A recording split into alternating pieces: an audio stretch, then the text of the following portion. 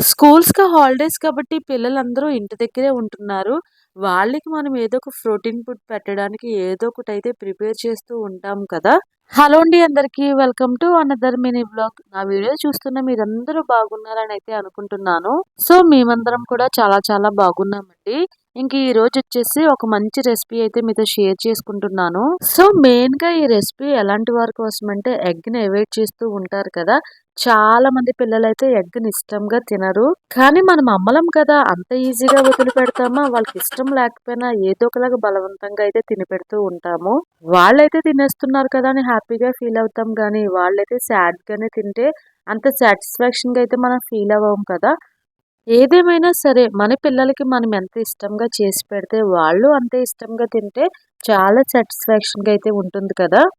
So, అలాంటి వారి కోసమే ఈ రెసిపీ అండి. చాలామందయితే ఎగ్‌ని తినరు కదా! అలాంటి వాళ్ళందరికీ ఈ రెసిపీ చేసైతే పెట్టండి.